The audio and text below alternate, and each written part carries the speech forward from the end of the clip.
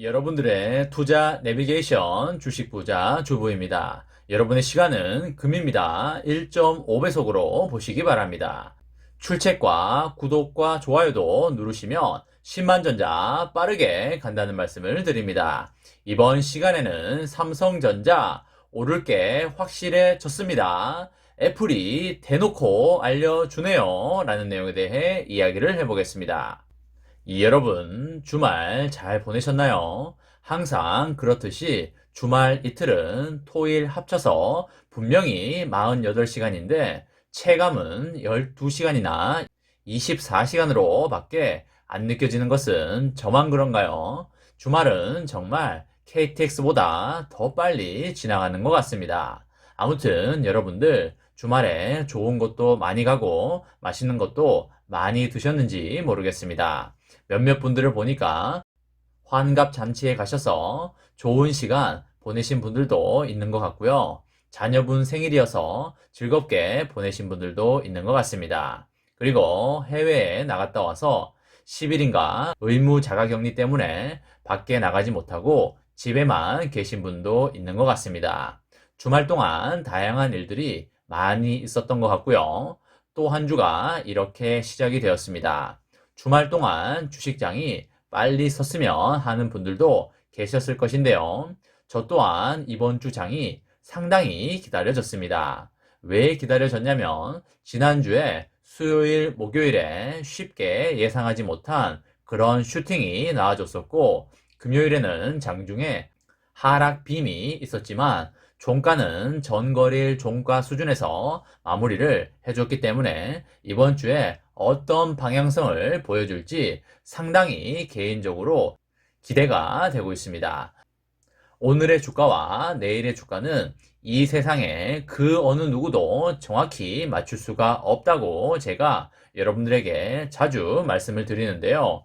주식을 제일 잘하는 워런 버핏도 피터 린치도 앙드레 코스톨라니도 내일의 주가는 정확히 맞추지 못합니다. 그냥 어느 정도 이럴 것 같다라는 정도로 확률적 개념 정도로만 말할 수 있습니다. 하지만 우리가 확실히 알 수 있는 건 있습니다. 기업의 주가는 장기적인 관점에 봤을 때 반드시 그 기업의 실적과 그 기업 가치에 수렴을 하게 되어 있다는 것입니다. 이것은 100년, 200년의 주식 역사가 증명해 준 것이고 주식 시장의 속성이 되겠습니다.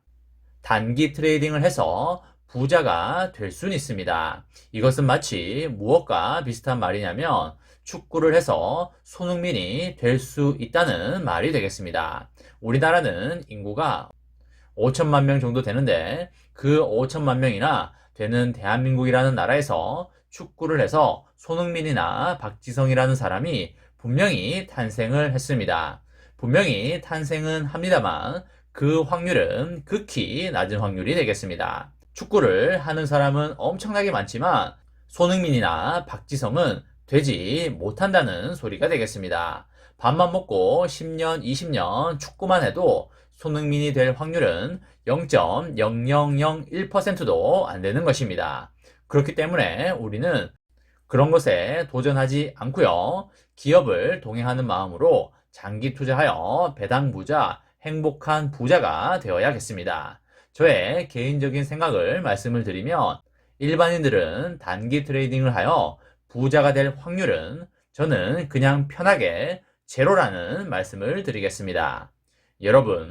여러분들 중에 삼성전자가 천천히 오르기를 바라는 분도 계시겠지만 빨리 올라주길 바라는 분들도 분명히 계실 겁니다. 둘 다 좋고요. 둘 다 존중한다는 말씀을 드립니다. 삼성전자가 오르는 게 확실해졌다는 사인이 나왔다는 말씀을 드리도록 하겠습니다. 애플이 내년 상반기 아이폰 출하량 목표치를 올해보다 무려 30% 높게 잡았습니다. 여러분, 지금 애플은 부품 공급난 때문에 본인들이 생각했던 물량보다 더 적게 팔고 있는데요.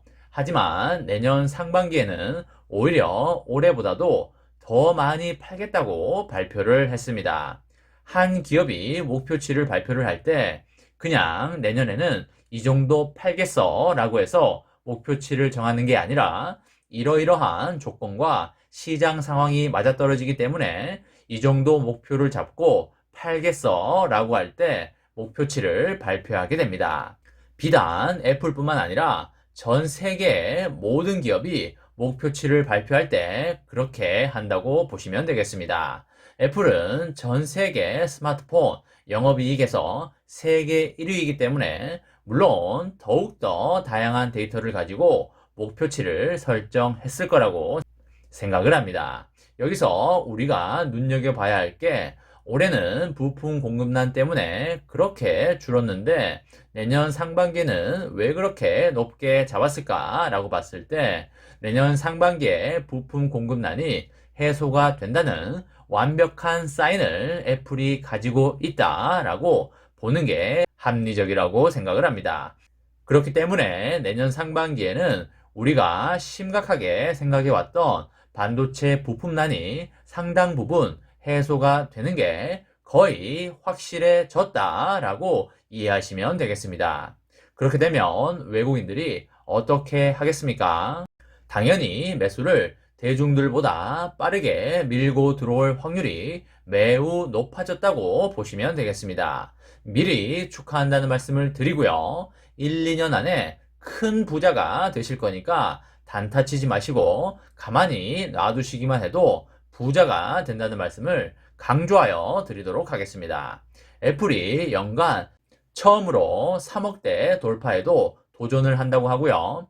애플은 내년 상반기에 아이폰 출하량 목표치를 올해 1억 3천만 대보다 30% 높인 1억 7천만 대로 잡고 주요 부품 업체에 수급 계획을 이미 알렸다고 합니다. 당연히 공급업체 쪽에서도 그 목표치를 받고 당연히 그것에 대한 답변과 피드백을 줬다고 보시면 되겠습니다. 아이폰 13의 인기가 상당히 치솟고 있는 게 사실인데요. 특히 중국에서 아이폰이 미친 듯이 팔려나가고 있다는 거 여러분들 잘 아실 겁니다.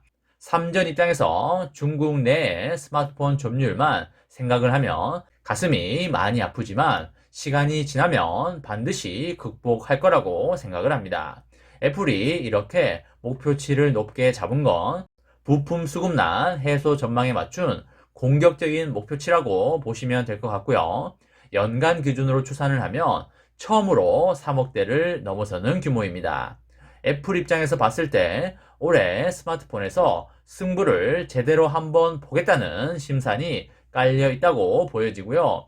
애플은 내년 상반기 초장에 시장 점유율 확대에 힘을 제대로 실어보겠다는 그런 의지라고 보시면 되겠습니다.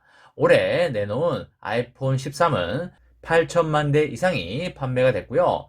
역대 최다 판매량을 기록할 것으로 그렇게 보입니다.